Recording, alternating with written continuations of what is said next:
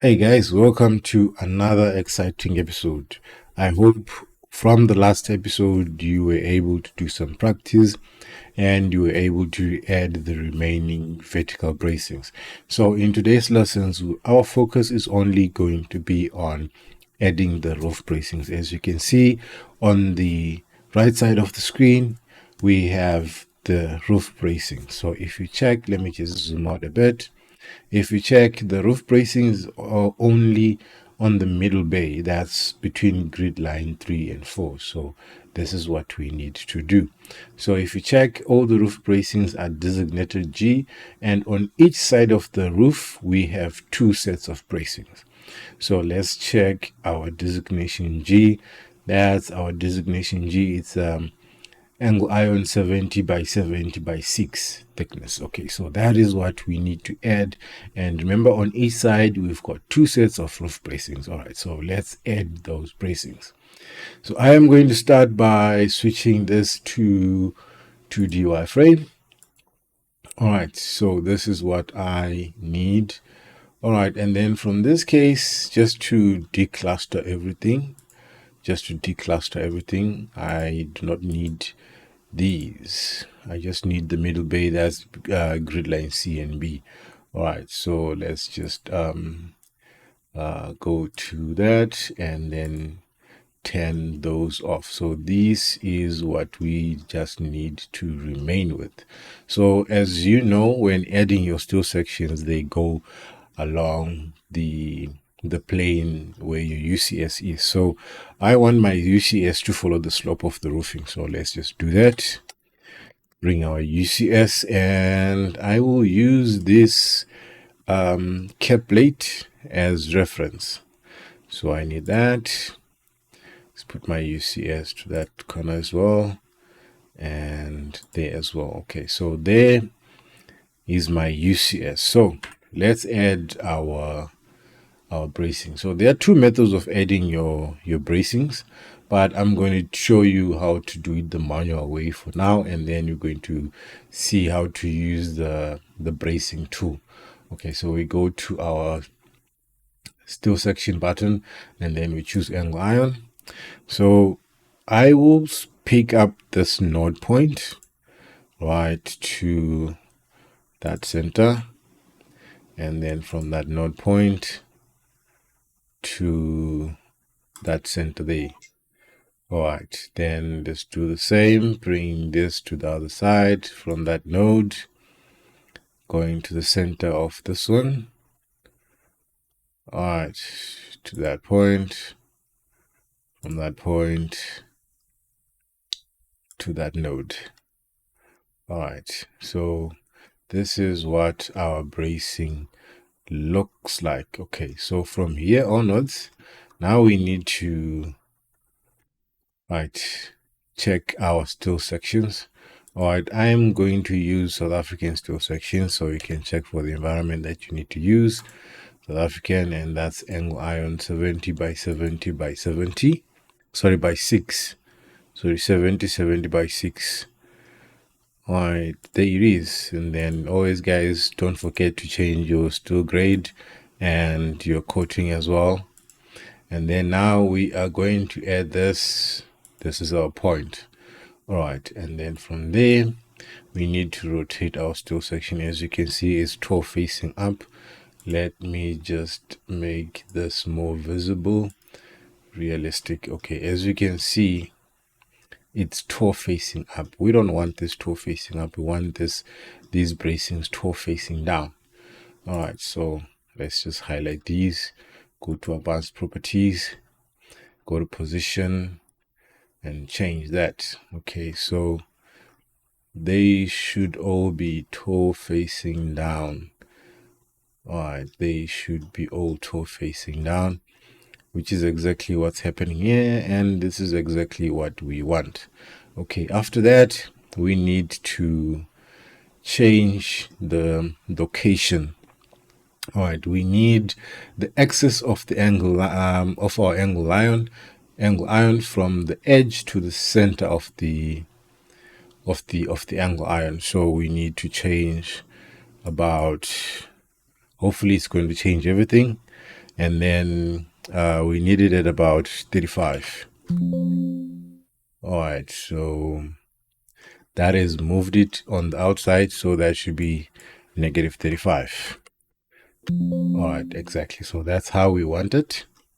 It's now exactly on the center of the angle iron. And remember, guys, we are using an 8 thick gusset plate. So we need to offset our angle irons. This time we are offsetting our angle irons by half the thickness of the gusset. By half the thickness of the gusset, not by the full thickness of the gusset, because there is no plate being welded to our angle irons and then being connected to the gusset. No, we are connecting the angle iron, which is the bracing, straight to the gusset. So we just need to offset by half the thickness of the gusset, and that is 4 millimeters downwards. All right, so now when we add our gusset, you will notice that our gusset will be exactly, the center of the gusset will be running exactly on the middle of the web of our rafters. Okay, now from this point now, we just need to change the location of our ends of our bracing. So from here we need to change that.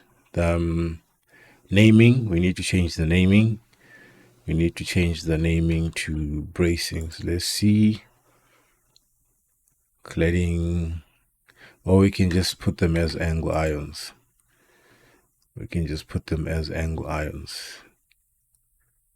Angle bracings. Yes, they are the angle bracing. Okay, so from here we are done.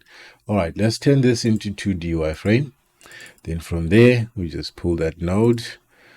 Since on our drawing it is not given by how much, it is from the apex. Let's just pull it down by, I would say by how much? You can say by 400.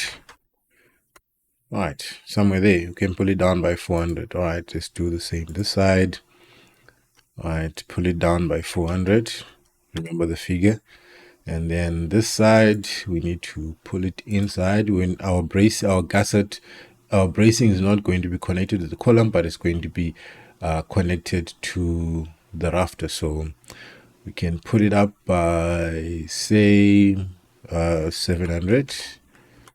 All right, remember the figure, guys. Remember the figure.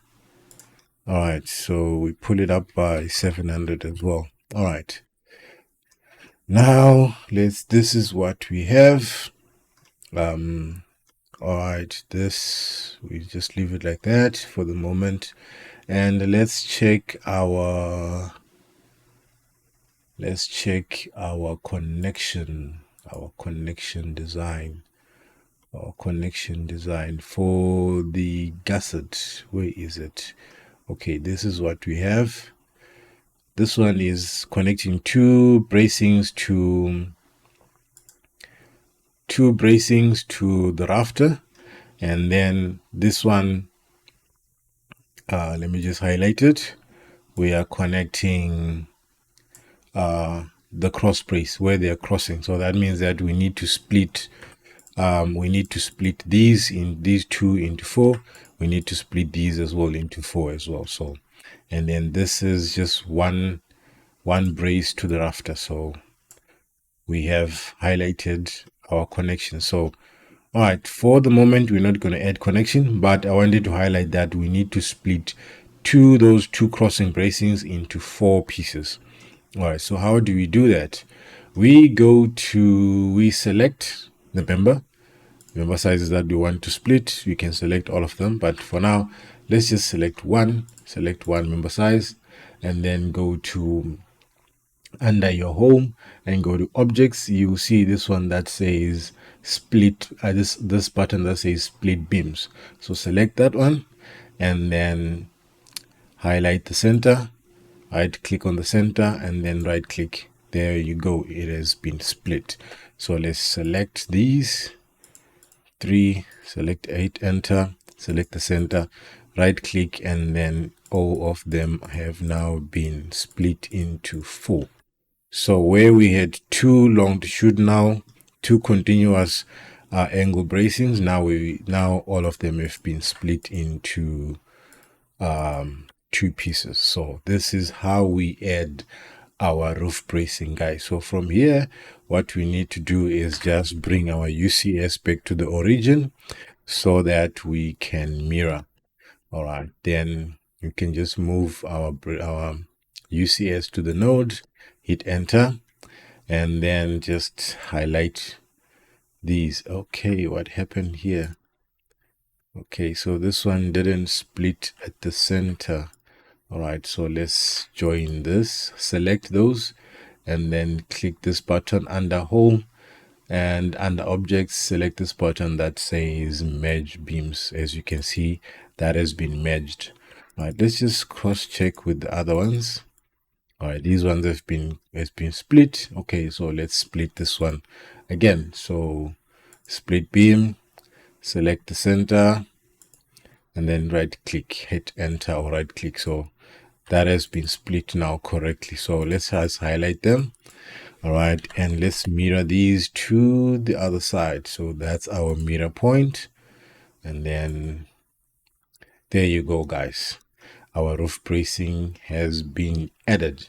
So enjoy, guys, do practice, and then we'll meet on the next episode where we will be doing our connection on the eave ties, the bracings, and everything else that needs connections. All right, guys, see you on the next episode. Cheers.